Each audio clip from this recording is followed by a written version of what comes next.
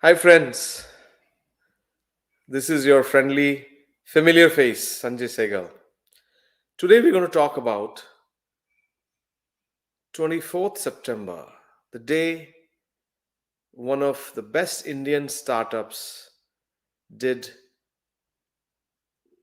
a $10 billion IPO in US stock exchange, NASDAQ stock exchange. One of the most memorable days of the year when we are mainly talking about the second wave, third wave, Aryan Khan, and all this stuff. Here comes the news of our lifetime for those involved in tech startups, a $10 billion IPO by Freshdesk. Great moment for all of us.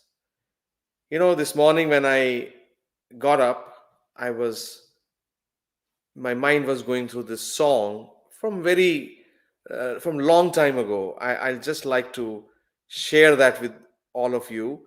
Hope you can remember this because this song really, in a way, depicts my mindset at least that I can talk about. Let me see if I can figure out how to share this, but I think you will really enjoy this.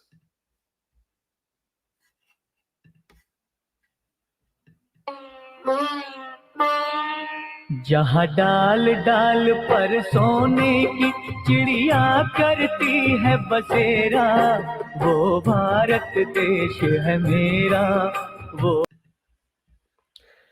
I know, I think it sounds very patriotic, Bharat Desh Hai Mera and all that. But I think not only for people, I would say in India, but also for world over, this is a remarkable company. This is a remarkable achievement for everyone involved in startups building companies. Here comes a very unassuming founder, Mr. Girish Matrubhutam, and he didn't go to MIT, Harvard, didn't even drop out of any of those colleges. And those from India, we take pride in our IITs and IIM. Here is a guy, a simple guy from a village who made it to the top. How did he do it? When you look at some of the writings of his investors like Google Capital, Mr. Frank, or Sequoia Capital, and Tiger Global, and all those investors who invested in him, they write about him that he had something about him that made them invest in him. One thing they say is he was someone scrappy. He was building a truly global company, of course, but he also had a grand vision in his eyes, in his brain. When he first time pitched, do you know that he used to work for another successful company out of Chennai, southern part of India, called Zoho Corporation? And there he saw the real problem any SaaS company was facing. That was a customer support. So, as I often say about in during my entrepreneurial podcasts or sessions, that one of the main things or main ingredient for any successful startup is solve a real problem. So this guy, while working there, building a great product for Zoho Corporation, realized that the real missing thing or real missing element is a good customer support. So he went on to start this. Of course, it took him 11 years or 10 years to come to this stage, but he had a real problem to be solved in his mind, and that problem was not just for him but for companies all over the world.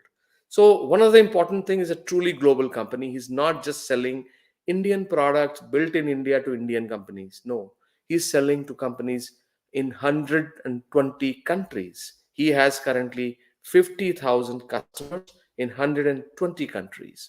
Really remarkable. And he has also, through this IPO that they did of $10 billion, hundreds of early employees have become millionaires. The Indian word for that is crorepati's, but I would stick to millionaires. So imagine the wealth creation that he has done, number of startups that will come out of his his wealth creation that has resulted out of this IPO that will really create a great ecosystem, not only in India, not only in California, but all over the world for us tech entrepreneurs. Now, I think when you look at this I would say this has been long time in coming in many ways. If you see, India has been one of the fastest growing economies. I mean, it is, I think, number five or number six economy today, and slated to become number three behind US and China in few years.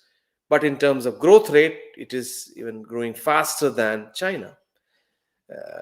So when you look at all these things, I mean, and look at the historical facts, there was a time Indian economy or India as a country was considered as a golden goose or a golden bird, because there was, I would say, the silk trade and spice trade. I mean, of course, India is land of spices, but spices and the silk used to always come from India.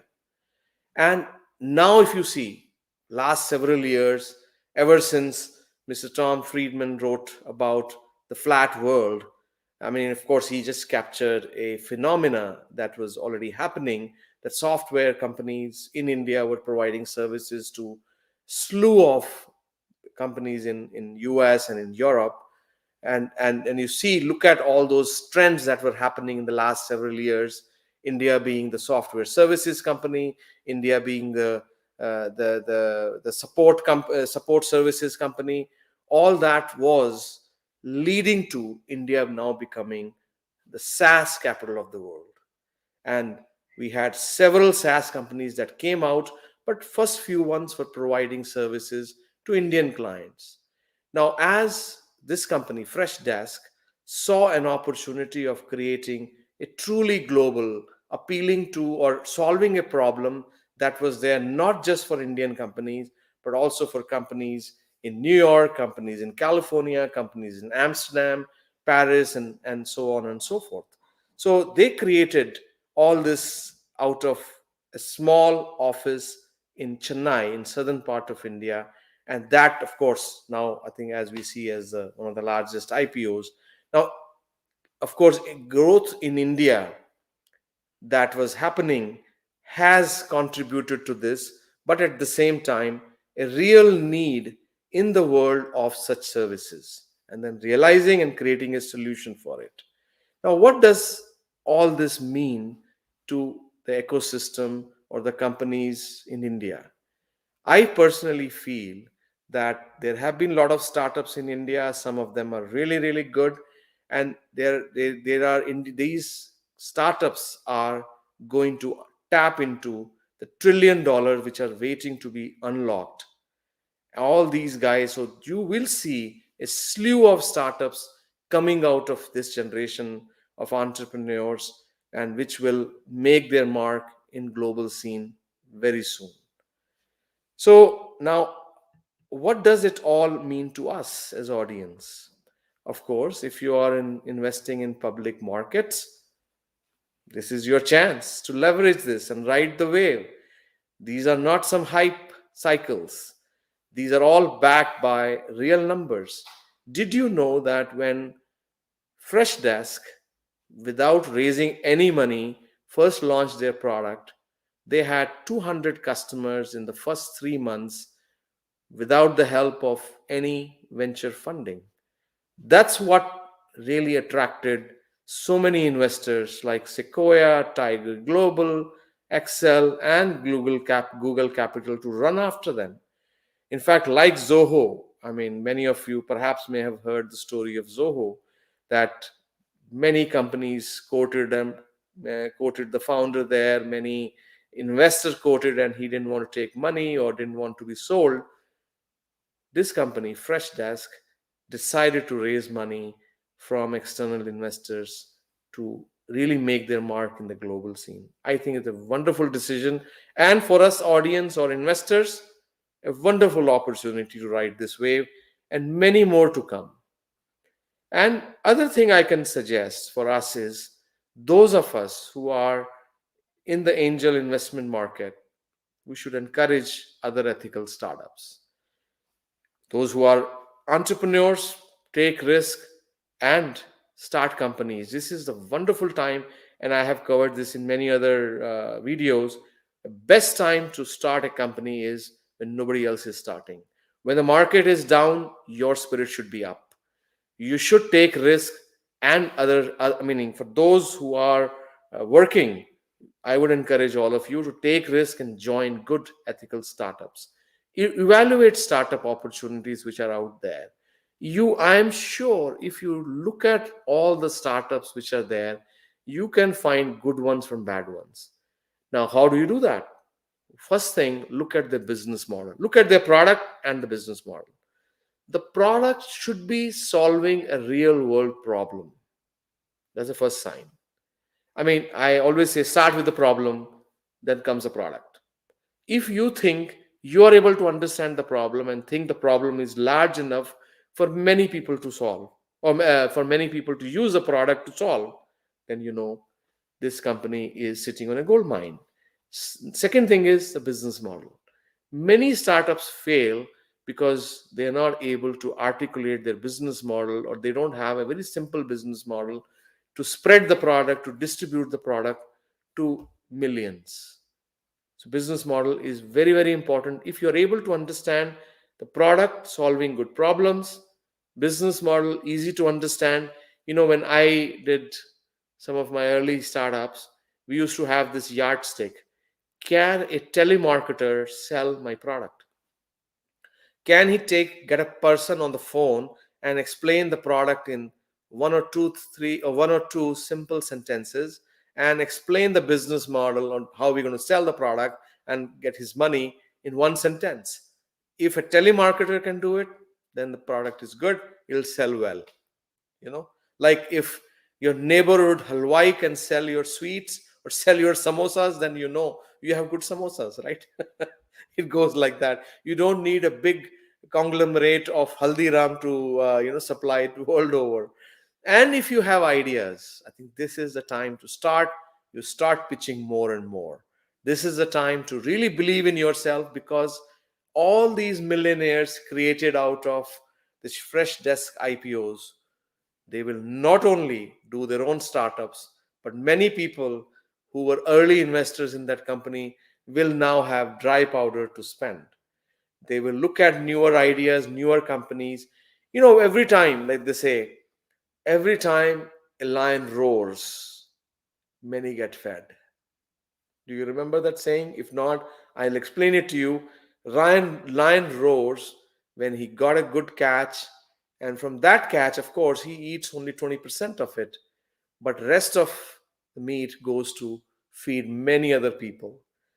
So the lion has roared, friends, and it's for all of us to get the spoils of that, whether it be investing in companies like Freshdesk, looking at more ideas, or coming out with more ideas of our own. And for those looking for a job, join these startups and join those lines of millions of people, employees who will be created in the future. And I think the last thing I would like to share here is in this segment is that learn skills to work with a startup. Very important. Some people say, well, I know Java, I know Python. I think startups generally need a better understanding of the entire system or ecosystem. They want to hire people like that. Can people really conceptualize how a small code written by them, will contribute to the overall product or contribute to the overall economy? I was recently listening to this podcast about $1 billion code. I think there's a movie now on Netflix also. In case, I think it has just come. You should all watch it. I will watch it too. This code was about the code that ended up creating Google Maps, and that is titled $1 billion code. Small piece of code which resulted in creating a multi-billion-dollar business opportunity for Google, and gave ideas to so many other people who actually did lookalikes of Google Maps, right? So I'm sure every small piece of code has that potential, provided the creator can conceptualize. So that is a real good skill needed in a startup. Now, what are the pitfalls? Now, of course, every time a wave is created, you will hear a lot of noise. There are a lot of lookalikes, there are a lot of scammers that come up. So I would say stay wary of scammers. A lot of companies which will come up and would want your money as investors, would want to hire you as employees, would want to approach you as co-founders, potential co-founders. Again, look at the earlier yardstick that I shared. Look at the company's solution. Is it solving real problems? And their business model, is it simple enough to get distributed to many people? And other thing is, in whenever an environment like this happens, the purse strings loosen up. Lot of investors, they tend to have herd mentality. If they say, oh, now Sequoia is investing in this company, so everything that Sequoia does, I want to invest in, or everything Google Capital does, I want to invest in. Look at their history. Out of 10 companies or 20 companies, one succeed, one become Freshdesk. Not every company funded by these investors become Freshdesk. So there will be many overfunded startups, so you will find that happening. So again, we use common sense there. And if they have a clear simple business model, if you when you read about the founders, you find that they really have a good vision to make it a global phenomena, make it a global company, then I think they have what it takes to execute, right? And that's, I think, I would say common sense here will go a long way. They say if it's too good to be true, it is too good to be true, right? So I think that's, I think I will like to share with you all. Most important thing out of this, guys, the lion has roared. Be ready to enjoy the spoils or what is left behind. There's a lot for each one of us. You can enjoy that in this capital market, enjoy it in the by starting new companies, enjoy by joining new companies. And let's wish all of them at Freshdesk great success, and give them words of encouragement. Keep up the good work, and more to come. Thank you, friends.